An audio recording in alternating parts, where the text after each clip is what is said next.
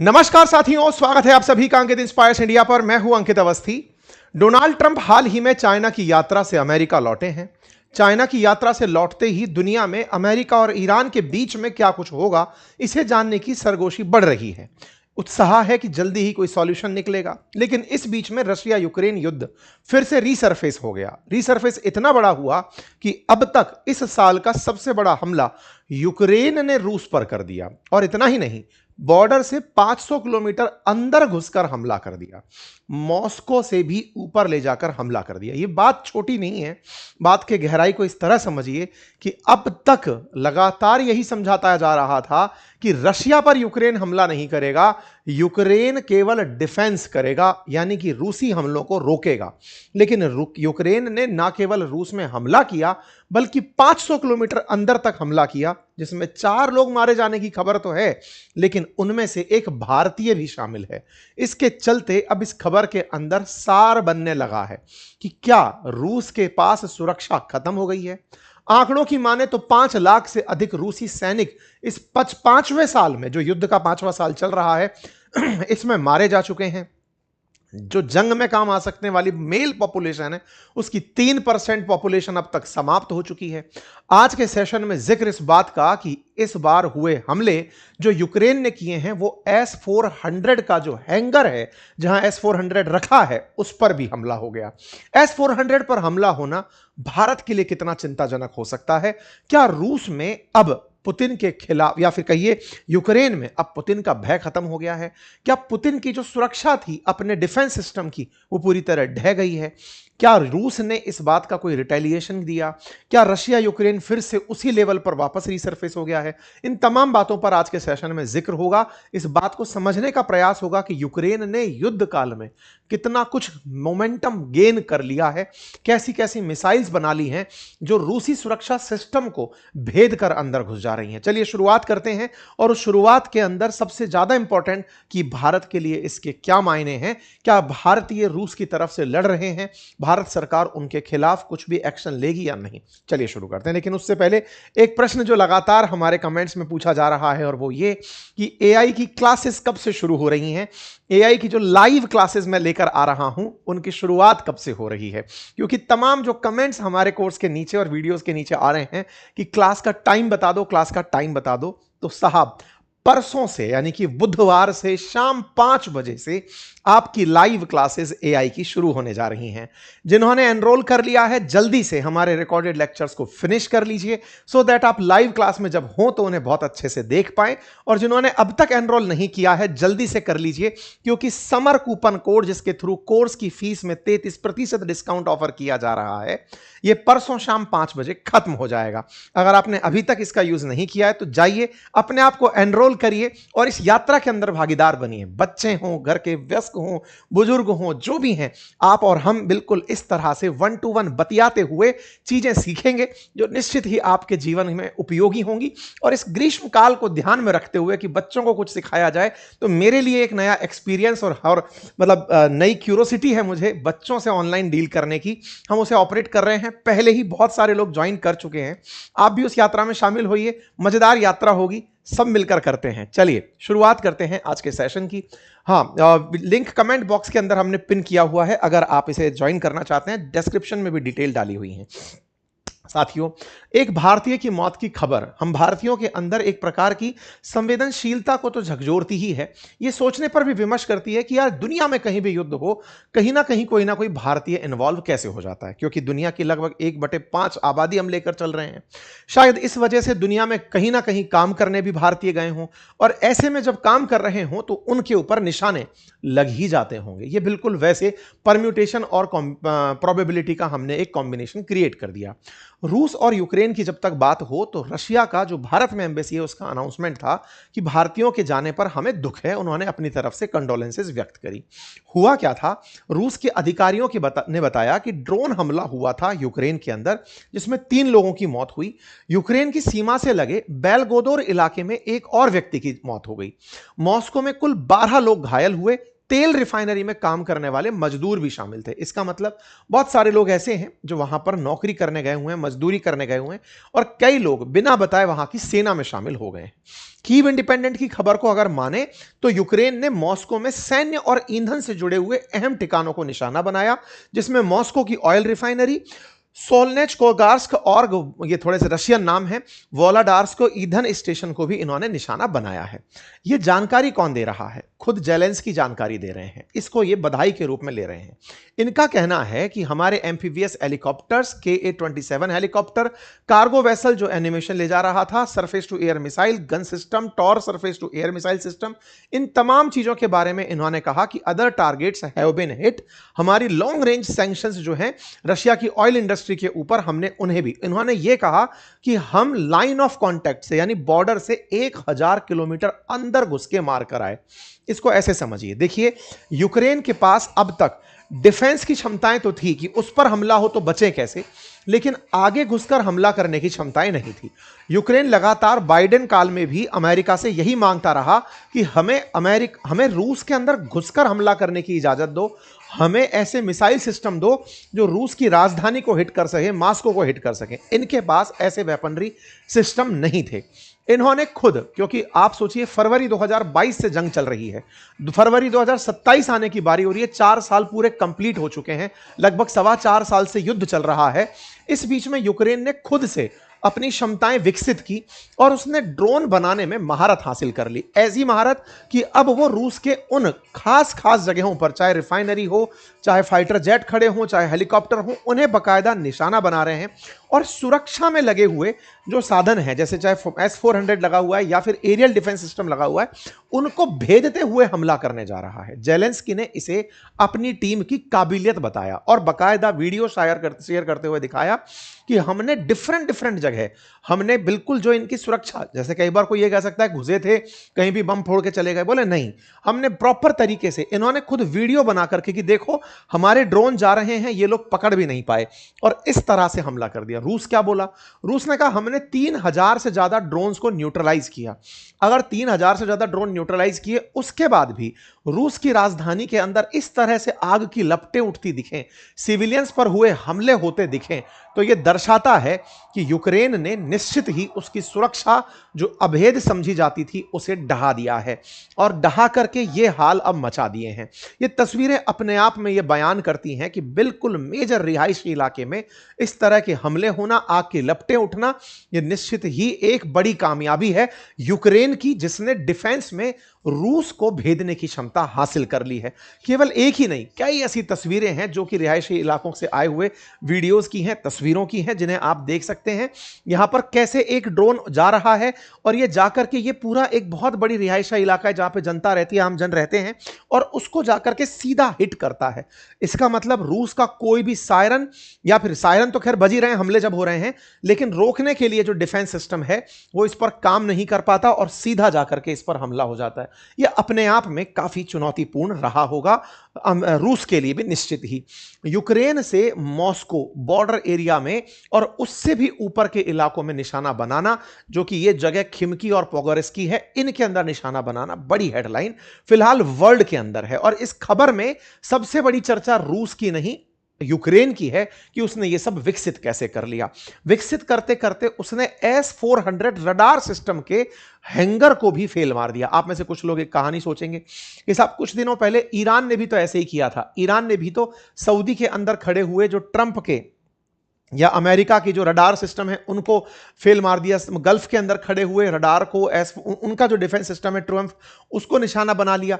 तो क्या ऐसे ही इनके यहां पर, इसका मतलब यह हो रहा है कि इस पूरी दुनिया के लिए ड्रोन अब एक नई चुनौती बन चुका है।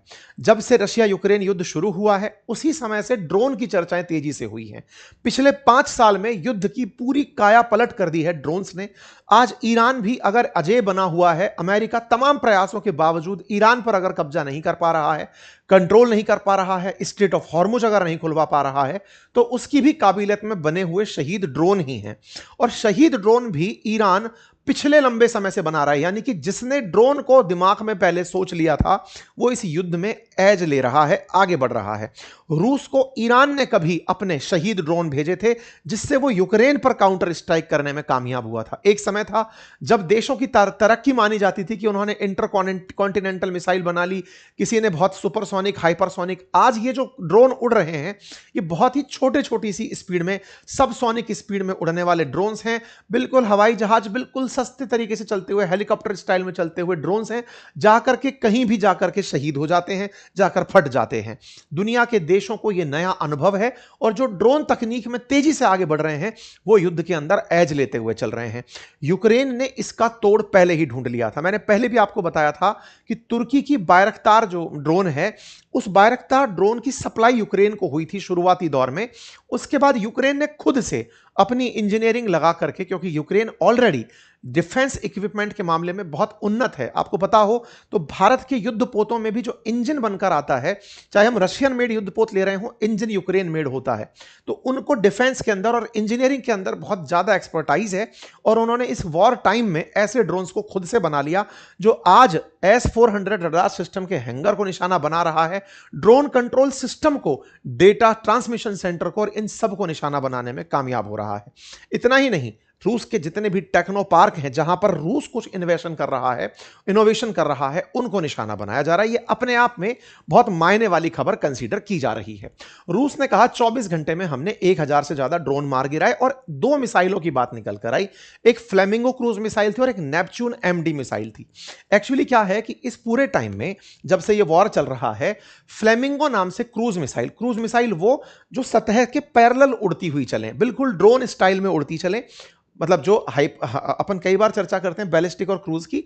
बैलिस्टिक जिसका पाथ जो होता है परवलयाकार होता है, तो क्या है उसको ट्रैक कर लिया जाता है। ऊपर से आते हुए जो डिफेंस में लगे हुए रडार हैं वो पता लगा लेते हैं कि साहब कोई मिसाइल आ रही है। धरती के समानांतर उड़ते हुए अगर कोई मिसाइल जा रही है तो उसका पता कम चल पाता है, ट्रैक नहीं हो पाती। तो इन्होंने वॉर टाइम में ही फ्लेमिंगो क्रूज मिसाइल बनाई जो 3000 किलोमीटर तक जा सकती है।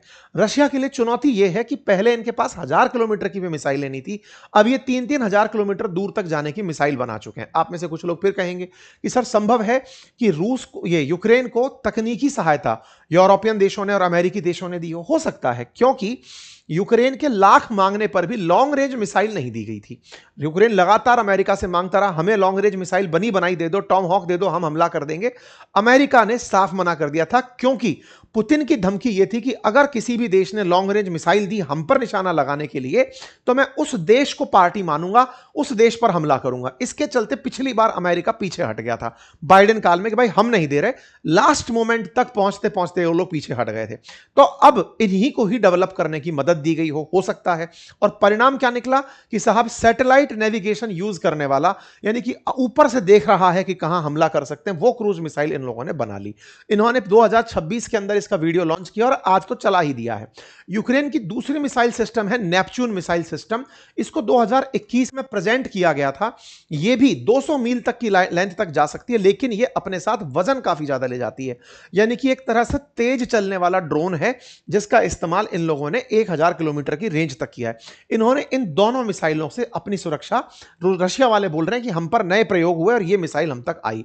तो मॉस्को के रीजन में ड्रोन्स का आना और नई मिसाइलों का आना यह दर्शाता है कि यूक्रेन युद्ध के बावजूद भी अभी मरा नहीं है। वो नए नए तरीके ढूंढ करके रूस को चुनौती देने के लिए पूरी तत्परता से आगे बढ़ रहा है। रूस ने क्या कहा? रूस ने अपनी तरफ से जो बातें कहनी है कि यह गलत है, इन्होंने ऐसे किया, हम बदला लेंगे तो बदला लो। लेकिन दिमाग में एक सवाल नहीं आया और सवाल समझ नहीं आया कि यार अचानक ऐसा क्या हुआ कि यूक्रेन ने रूस पर हमला कर दिया। क्योंकि बिना कोई क्वेश्चन के आंसर तो नहीं आते। ये तो आंसर है कि यूक्रेन ने हमला किया। रूस ने ऐसा क्या किया था? तो इसको थोड़ा 7 दिन पहले लेकर चलते हैं। हुआ क्या कि अभी रूस ने 9 तारीख को विक्ट्री डे मनाई थी। अब ये विक्ट्री डे की क्या कहानी है? असल में 1945 में सेकेंड वर्ल्ड वॉर जब खत्म हुआ तो जर्मनी पर विजय प्राप्त करी थी यूएसएसआर ने, सोवियत रूस ने। जर्मनी को 2 भागों में बांट दिया गया, ईस्ट और वेस्ट जर्मनी के अंदर। तो ऐसे में क्या हुआ कि सेकेंड वर्ल्ड वॉर के विजय के उपलक्ष्य में, जैसे आज आप और हम फ्रीडम क्या बोलते हैं इसको, 15 अगस्त के रूप में, 15 अगस्त को स्वतंत्रता दिवस के रूप में मनाते हैं। तो इन देशों को, जो सेकेंड वर्ल्ड वॉर वाले देश थे, जो खुद आक्रांता हुआ करते थे, इनको सेलिब्रेट क्या करना है, तो इन्होंने विक्ट्री डे सेलिब्रेट करना शुरू किया। विक्ट्री डे किस बात की, कि सेकंड वर्ल्ड वॉर में हम जीते थे। अब अकेले तो आप जीते नहीं थे, अमेरिका साथ था, फ्रांस साथ था, ब्रिटेन साथ था, यूएसएसआर, ये 4 लोग थे। लेकिन इन्होंने सोवियत रूस में हमने जर्मनी को हराया था, हम विक्ट्री डे सेलिब्रेट करेंगे। शुरुआत में विक्ट्री डे जैसी कोई कहानी नहीं थी। 8 मई को सरेंडर था, 9 मई को विक्ट्री डे सेलिब्रेशन का निर्णय लिया गया। तो 9 मई 1945 के बाद लगभग 20 साल तक कोई विक्ट्री डे वगैरह नहीं मनाया गया। लेकिन धीरे धीरे कैसे सेना को यह बताया जाए कि आप कितने महारथी हो, आपने इतिहास में क्या किया है। असल में ये स्वतंत्रता दिवस जैसी जो चीजें होती हैं वो मनाई इसलिए जाती है ताकि आपको दिखाया जा सके, गणतंत्र दिवस, स्वतंत्रता दिवस, की आपका इतिहास क्या है, आपकी ताकत क्या है, सो दैट आप आगे के लिए तैयार रहें। हर व्यक्ति को इग्नाइट किया जाता है। आजकल जैसे हमारे देश में बहुत से राज्यों के अंदर सेना के द्वारा सेना परेड आयोजित की जाती है, आर्मी अपनी चीजों को दिखाती है जनता को, जैसे कुछ दिन पहले राजस्थान में हुआ। उसका कारण यह है कि आपको पता तो चले कि हमारे बाहुबल कितना है। तो इस तरह से रूसी लोगों ने सोचा कि हम इसको सेलिब्रेट करेंगे, ठीक है साहब। लेकिन 1991 तक सोवियत रूस में यूक्रेन भी हिस्सा हुआ करता था। यानी 1945 में जो युद्ध जीता, उस युद्ध के अंदर केवल सोवियत रूस में आज का रूस नहीं था, उसमें आज के जितने भी 15 देश बाकी जो सोवियत रूस टूटने पर बने थे, फिर चाहे वो central Asian countries, Kazakhstan, Kyrgyzstan, Uzbekistan ये हो, चाहे यूक्रेन हो, मालदोवा हो, ये सब देश शामिल थे। ऐसे में आज इनका क्या स्टेटस है, तो सोवियत रूस से निकलकर बना रूस, या फिर सबसे बड़ा हिस्सा रूस, वो तो विक्ट्री डे सेलिब्रेट करता है। लेकिन कभी उसी का हिस्सा रहा यूक्रेन विक्ट्री डे सेलिब्रेट नहीं करता। वो आज सुरक्षा यूरोप से प्राप्त करता है, क्योंकि आज रूस अगर विक्ट्री डे मनाता है तो रूस पर विजय की, जर्मनी पर विजय की बनाता है। लेकिन यूक्रेन अगर रशिया के हमलों से बचा हुआ है तो वो जर्मनी की मदद से बचा हुआ है। आज परिस्थितियां बदल रही हैं। आज यूक्रेन पर होने वाले हमलों में ब्रिटेन, फ्रांस, जर्मनी ये सब मिलकर हिफाजत कर रहे हैं यूक्रेन की। तो ऐसे में जब इन्होंने अनाउंस किया कि हम विक्ट्री डे मनाएंगे, तो भाई साहब पुतिन के अनाउंसमेंट के बाद में यूक्रेन ने कहा कि हम यूरोप दिवस मनाएंगे। ध्यान से समझिएगा, एक तरफ वो कह रहा है हम विक्ट्री डे मनाएंगे, हमने जर्मनी पर विजय प्राप्त की थी। यूक्रेन बोलता है हम यूरोप दिवस मनाएंगे क्योंकि हम वो हैं जो यूरोप को हमले से बचाते हैं, यूरोप हमारे साथ खड़ा है। तो जेलेंस्की ने यहां दांव चल दिया। अच्छा, इस बीच में क्या हुआ, पुतिन ने यह कहा कि जब तक ये काम चलेगा, विक्ट्री डे चलेगी, 9 तारीख और 10 तारीख को हम यूक्रेन पर कोई हमला नहीं करेंगे, सीज फायर है साहब। ट्रंप ने इस बीच में आधी रोटी पे दाल ली। उन्होंने पुतिन को फोन करके कहा कि यार सुनो, मेरे कहने से युद्ध नहीं रोका, सीज फायर तो एक दिन बढ़ा दो। तो उन्होंने कहा ठीक है, एक दिन और बढ़ा देते हैं। तो 9, 10, 11 3 दिन का युद्ध विराम दे दिया गया साहब। 3 दिन युद्ध विराम, रशिया यूक्रेन युद्ध में। ट्रंप ने इसका भी क्रेडिट खाया कि देखो मेरे कहने से युद्ध विराम हुआ और युद्ध आगे चलकर रुक जाएगा, और वही पुरानी बातें कि मैं ये कर दूंगा वो कर दूंगा। तो पुतिन ने बढ़िया, ट्रंप ने बढ़िया मतलब इसकी फुटेज खाई, मेरे कहने से युद्ध विराम हो गया साहब। 3 दिन का युद्ध विराम हुआ। यूक्रेन कहता रहा कि हम विजय दिवस मनाएंगे, हम यूरोप दिवस मनाएंगे। इधर देखिए साहब, ये कुछ तस्वीरें हैं जिसके अंदर पुतिन बढ़िया विक्ट्री डे सेलिब्रेट करते हैं। विक्ट्री डे सेलिब्रेट के साथ इसका इतिहास उजागर होता है कि पुतिन जब से 2008 से सक्रिय हुए हैं, वो इसको बहुत बड़े स्केल पर बनाना शुरू करते हैं। ठीक है साहब, भारतीय सेना भी 1-2 बार इसके अंदर शामिल हुई है, मतलब भारतीय सेना का भी पार्टिसिपेशन विक्ट्री डेज में रहा है। अच्छा साहब, अब बात आती है ट्रंप के द्वारा कहे की। इधर जेलेंस्की ने जो खेला चला कि मैं यूरोप के साथ अपने आप को दिखाऊं कि इतिहास में चाहे जो भी रहा हो, आज मैं आप लोगों के साथ हूं। तो यूरोप से सॉलिडेरिटी दिखाते हुए इन्होंने यूरोप दिवस मनाया। ओके, इससे पुतिन खफा हुए कि भैया गजब आदमी हो यार, मतलब हम कह रहे हैं सीज फायर है, सीज फायर करके तुम पर हमला नहीं करेंगे, तुम खामखा पार्टी क्यों बन रहे हो कि हम विक्ट्री मनाएंगे तो हम यूरोप दिवस मनाएंगे। मनाओ बेटा तुम। 11 तारीख को सीज फायर खत्म हुआ। जैसे ही मुहूर्त खत्म हुआ 11 का, 12 में एंट्री होते ही रूस की तरफ से यूक्रेन पर हमले हो जाते हैं। 200 से अधिक ड्रोन यूक्रेन के ऊपर फेंक दिए जाते हैं। जैसे ही ये खत्म होता है कि लो बेटा, रिहर्सल कर रहे थे, 3 दिन शांति थी, हम तुम पर हमला करते हैं। ये जी साहब, यूक्रेन पर बढ़िया हमला होता है। जेलेंस्की निकल कर आते हैं कि देखो दुनिया वालों, इसको आसान मत समझ लेना, ट्रंप महोदय, यह आदमी 3 दिन का सीज फायर लिया, फिर से हमको मार रहा है। हरकतें तुम कर रहे हो और मार वो रहा है। खैर कोई बात नहीं। अब क्या होता है, बदले में फिर अब यूक्रेन कहता है हम भी मारेंगे साहब। तो 13 मई को यूक्रेन ने रूस के एनर्जी साइट्स पर हमला कर दिया। रशिया ने फिर 800 ड्रोन 13 तारीख को बदले में फिर यूक्रेन पर चलाए। मतलब 12 तारीख की सीज फायर के बाद में एक दिन तुम मारोगे, एक दिन तुम मारोगे। वॉलीबॉल खेल रहे हैं, ड्रोन खेल रहे हैं ये लोग। ठीक है साहब, कुल मिलाकर दोनों के बीच में खूब बढ़िया जंग होती है। इस बीच में 13 मई के दिन रूस ने यूक्रेन में खूब सारे ड्रोन फेंके। उनमें से कुछ ड्रोन क्रीमिया से भी फेंके गए, जो कि कब्जे वाली जगह है, अब रूस के अधीन है, यूक्रेन का हिस्सा हुआ करते थे। ये ड्रोन की तस्वीरें हैं, किस तरह से ड्रोन इन्होंने दूर दूर तक मारे। जेलेंस्की ने दुनिया को बताया कि देखो दुनिया वालों, हम पर बहुत हमले हुए हैं। ये 12 से 15 के बीच में यूक्रेन के अंदर हुए हमले हैं, इन सब की तस्वीरें देख लो। रूस वालों ने हमको बहुत मारा है साहब, दिखा दिया साहब, बहुत मारा है। और साथ में इनको दिखाकर, अच्छा आप पूछेंगे कि ये मतलब जेलेंस्की थोड़ा मतलब क्या आदमी है, मतलब क्या सोच है इस आदमी की। देखो जेलेंस्की ना अब धीरे धीरे युद्ध को सरवाइव करना सीख गए हैं। उन्हें यह पता है कि युद्ध फायदे का सौदा है। अब तक दुनिया वालों को लगता था युद्ध फायदे का सौदा है, अमेरिका जैसे लोग फायदा उठाते थे। जेलेंस्की ने उस सोच को अपने अंदर बिठा लिया है कि युद्ध फायदे का सौदा है। आप पूछेंगे ये क्या मतलब है। देखो जेलेंस्की स्वतंत्र रूप से एक राजनेता, 5 साल तक सत्ता में रहते, 4.5 साल तक तो युद्ध में ही रह लिए। अब इनकी सत्ता एक तरह से कंटिन्यूअस चलने वाली सी हो गई। जब तक युद्ध चलेगा सत्ता चलती रहेगी, चुनाव नहीं हो सकते। दूसरी चीज क्या है, यूक्रेन को युद्ध में मदद के नाम पर, देखो दुनिया वालों को, यूरोप वाले देशों को यूक्रेन ने यह डर बिठा दिया कि हम मर गए अगर, तो अगला निशाना तुम लोग हो। यानी कि यूरोप के देशों पर हमला होगा, रूस का निशाना तुम बनोगे। ऐसे में हमारी रक्षा करो और हमारी रक्षा के लिए पैसा दो। पैसा जो है ना, बकायदा एक फंड बनाया गया। आज भी यूक्रेन को $4 बिलियन केवल मदद के नाम पर दिया जाता है, जिसको जेलेंस्की की टीम खर्च करती है अपने नाम पर। इसको प्रायोरिटाइजिंग यूक्रेन रिक्वायरमेंट लिस्ट कहा जाता है, PURL लिस्ट कहा जाता है, जिसके तहत नाटो के देश मिलकर के $500 मिलियन पर कंट्री के हिसाब से इसको मदद भेजी जाती है, जिसके मेजर कंट्रीब्यूटर्स में वही जर्मनी, जिससे सॉलिडरिटी यूक्रेन ने दिखाई, यूरोप दिवस मना के Canada, Netherlands, Denmark, Norway, Sweden, Poland जैसे देश शामिल हैं, जो इसको भर भर के पैसा देते हैं कि ये पकड़ो। तो कुल मिलाकर इन भाई साहब के लिए ये पैसा कमाने का बढ़िया सिस्टम है। सत्ता में बने रहना है और बढ़िया रूस से लड़ते रहना है। जेलेंस्की ने बताया कि और पैसे की जरूरत है युद्ध करने के लिए, क्योंकि मैं आप लोगों को रोक कर रखा हुआ हूं। ठीक है साहब। इस बीच में साहब पुतिन भी कहां कम थे, उन्होंने एक खेला और खेल दिया। क्या, जब यूएसएसआर टूटा था ना, तो यूक्रेन तो बना ही था, एक देश और बना था जिसका नाम था मोल्दोवा। मोल्दोवा, जैसे आपको मालूम हो तो यूक्रेन का एक हिस्सा, जो पूर्वी हिस्सा था, डोनबास वाला क्षेत्र, जहां पर रूस के खिलाफ लोग, यूक्रेन के खिलाफ लोग रहा करते थे, रूसी समर्थक लोग रहा करते थे, उन्हें पुतिन ने उस समय पर अपनी नागरिकता ऑफर कर दी थी। ऐसे ही मोल्दोवा देश के अंदर एक क्षेत्र है, जैसे ये देश है मोल्दोवा। मोल्दोवा कहां है, तो रोमानिया और यूक्रेन के बीच में छोटू सा देश है, लैंडलॉक कंट्री मोल्दोवा। इस मोल्दोवा नामक देश में एक एरिया है जिसका नाम है ट्रांसनिस्ट्रिया। इस ट्रांसनिस्ट्रिया नामक जगह पर जो लोग रहते हैं वो रूस समर्थित हैं। अब ऐसे समझो, रूस ने ऑलरेडी लुहांस्क, डोनास्क, जापोरिजिया इन क्षेत्रों में तो कब्जा कर ही रखा है। यहां से बिल्कुल से पैरेलली अगर आप इस तरफ चलते हो तो ये देश भी कभी यूएसएसआर का हिस्सा हुआ करता था, आज ये स्वतंत्र राष्ट्र है। इसके अंदर ट्रांसनिस्ट्रिया करके ये जो जगह है, ये रूसी समर्थित लोग हैं। पुतिन ने क्या खेला किया इस काल में, इन लोगों से कहा कि आप लोगों को मैं रूसी नागरिकता देता हूं। भाई तुम लोग कहां के हो, मोल्दोवा के। कौन नागरिकता दे रहा है, रूस नागरिकता दे रहा है।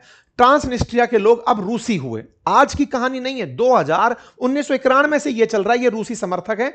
और रूस ने साहब इनको 2022 के यूक्रेन हमले के समय ही तय कर लिया था कि इनका इस्तेमाल करूंगा, और वो कर लिया। मोल्दोवा ने इस बात का विरोध किया। ट्रांसनिस्ट्रिया का पुतिन ने क्यों इस्तेमाल किया, अब एक बॉर्डर वो और खोल लिया इन्होंने कि बेटा तुम हमारे हो, मारो यूक्रेन को। यानी कि मोल्दोवा वाली साइड से, देखो अगर आप मैप को समझ पाए तो ये पूरा पूरा वो साइड है जो यूक्रेन पर हमले के लिए इस्तेमाल हो सकता है। देखो ऊपर से तो हमले हो ही रहे हैं, साइड से हमले हो ही रहे हैं, अब इस तरफ से हमले और होने लगेंगे। तो यूक्रेन का ये आधा हिस्सा ऐसा हुआ जिसको टारगेट बढ़िया से किया जा सकता है। पुतिन ने ये जैसे खेला किया, तो इसके साथ साथ चर्चा होने लगी कि पुतिन ने 4.5 साल बाद ये क्यों किया, पहले ही कर लेते। तो फिर इसके पीछे कहानी निकल कर आई कि रूस को असल में अब लोगों की जरूरत है, लोग यहां पर खत्म हो रहे हैं। इकोनॉमिस्ट नाम के न्यूज चैनल ने इस बारे में चर्चा करी कि शुरुआत में जब जंग शुरू हुई ना, तो रूस ने खूब गेन किया चीजों को, बढ़िया आगे बढ़े। लेकिन जैसे जैसे 2026 में एंट्री हुई ना, इनका नुकसान होना शुरू हुआ। 2023 की शुरुआत में भी इनका नुकसान काफी हुआ था, उसके बाद इनकी टोटल बढ़त रही थी। लेकिन अब इन्हें जमीन का भी नुकसान हो रहा है और लोगों का भी नुकसान हो रहा है। रिपोर्ट्स की अगर बात माने तो बहुत कम अगर लोग माने जाएं तो 2.25 लाख रूसी नागरिक मारे जा चुके हैं, और अगर बहुत अच्छे से नंबर माने जाएं तो 5.25 लाख रूसी नागरिक, रूसी सैनिक युद्ध में मारे जा चुके हैं। इसी तरह यूक्रेन के लगभग 6 लाख सैनिक मारे जा चुके हैं। इतनी बड़ी संख्या में लोगों का मरना रूस अफोर्ड नहीं कर पा रहा। उसे लोग चाहिए, जैसे उसने नॉर्थ कोरिया से लोग मंगा लिए, ट्रांसनिस्ट्रिया के लोगों को बोल दिया, भारत जैसे जो देश हैं यहां से लोग अगर विलिंगली जा रहे हैं तो बोले आ जाओ हमारे पास सैनिक बन जाओ। बोले ये सारा की सारा खेल अब इस समय रूस खेल रहा है। उसे लोग चाहिए और वो लोगों के लिए ये रास्ता खोल रहा है। फिर से एक सवाल बनेगा, नहीं ये कोई आज की कीमत तो नहीं है जो आज खोल रहा है। क्या हुआ, 15 अप्रैल को अभी ताजा यूक्रेन ने अपनी वॉर स्ट्रेटेजी बदली। यह हेडलाइन बनकर आई। इस वॉर स्ट्रेटेजी के बदलने के बाद यूक्रेन का एज रूस के ऊपर बढ़ने लगा। पुतिन का नुकसान हाल ही में ज्यादा देखा गया। इसी के चलते यूक्रेन और रशिया के वॉर में 3000 ड्रोन का जो हमला है यह बिल्कुल वैसा है जैसे अभी कुछ दिनों पहले ईरान ने किया इजराइल पर। एक साथ हजारों ड्रोन फेंक दो, कोई तो जाके फटेगा। बिल्कुल उस स्ट्रेटेजी में इन्होंने किया। रूस भले ही डिफेंस खेल रहा हो, लेकिन यूक्रेन की नई स्ट्रेटेजी से निपटने के लिए लोगों की जरूरत है। यह भी एक बड़ा सवाल है जिसको मोल्दोवा से पूरा होते हुए देख रहे हैं। ये तमाम तस्वीरें जो आप देख रहे हैं ये यूक्रेन में हुए नुकसान की है जो रशिया ने किए थे।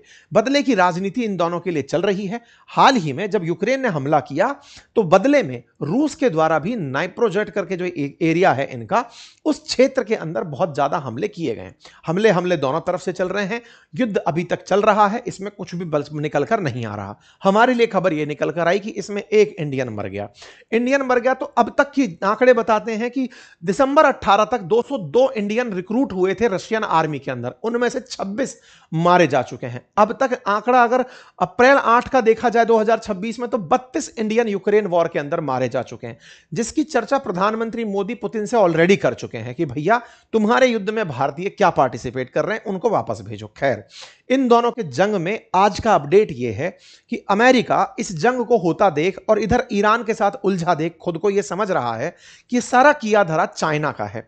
चाइना रूस से भी तेल खरीद रहा है, चाइना ईरान से भी तेल खरीद रहा है, और जिनसे तेल चाइना खरीद रहा है वो युद्ध को आगे लेके चल रहे हैं। तो अमेरिका को केवल चीन पर प्रतिबंध लगाने का ही एक ऑप्शन मिलता है, सैंक्शन लगाए। अब ये बात बोल कौन रहा है? असल में वो जो ग्राहम करके इनका सीनेटर है, लिंडसे ग्राहम, जो भारत पर 500% टैरिफ की वकालत किया था, वही आज कहा है कि चाइना को रोको, चाइना युद्ध करा रहा है। चाइना रोकने के नाम पर पुतिन का क्या स्टेटमेंट है? भाई साहब, पुतिन अभी ट्रंप निकल कर आए हैं अमेरिका वहां से, चाइना से, और पुतिन 19-20 तारीख को चाइना जा रहे हैं मित्र से पूछने के लिए कि क्या कह रहा था ट्रंप, जरा बताइए। जब इनकी यात्रा होगी तो हम डिटेल में बताएंगे। लेकिन इस केमिस्ट्री को आप ऐसे समझ सकते हैं कि इन सुपर पावर कॉन्फ्लिक्ट में, चाइना वर्सेस अमेरिका में, चाइना रूस के लिए भी बैकबोन बनकर आया तो ईरान के लिए भी बैकबोन बनकर आया। तो असल में पहले कभी शीत युद्ध के दौरान यूएसएसआर वर्सेस अमेरिका हुआ करता था, आज चाइना वर्सेस अमेरिका है। इनडायरेक्टली चाइना रूस को भी लड़ा रहा है, ईरान को भी लड़ा रहा है, अमेरिका को कमजोर करने के लिए। खैर, अब जो भी होगा वो बताया जाएगा। आप इस विषय पर क्या सोचते हैं, अपनी राय कमेंट बॉक्स में जरूर रखें। चैनल पर नए हैं तो सब्सक्राइब कर लें, और अक्सर मैं जैसा कहता हूं, बड़ों का सम्मान, छोटों का प्यार, और अपना व्यक्तित्व इस प्रकार से विकसित करें कि महिलाएं आपके साथ सुरक्षित महसूस करें। आखिरी सूचना इस बात की कि क्लासेस परसों से शुरू हो रही हैं हमारे एप्लीकेशन पर, जिसका लिंक कमेंट बॉक्स में है, जिसमें बच्चे, बुजुर्ग, घर के सभी सदस्य आराम से मेरे साथ बैठकर लाइव एआई से काफी सारी चीजें, चाहे video animation, photo creation, course creation, सब चीजें सीखेंगे। जाकर ज्वाइन कर लीजिए। तमाम जो लोग पूछ रहे थे उनको मैंने जवाब दे दिया है। और अगर आपने अभी तक रजिस्टर नहीं किया है, परसों शाम 5 बजे तक हमारा ये कूपन कोड वैलिड है। जल्दी जाइए, सीट अपने रिजर्व कर लीजिए। ऑलरेडी काफी सारे लोग इसमें अपने साथ जुड़ चुके हैं। जो ज्वाइन कर चुके हैं वो पूरी पुरानी क्लासेस खत्म करिए और नई क्लासेस के साथ जुड़ जाइए। धन्यवाद।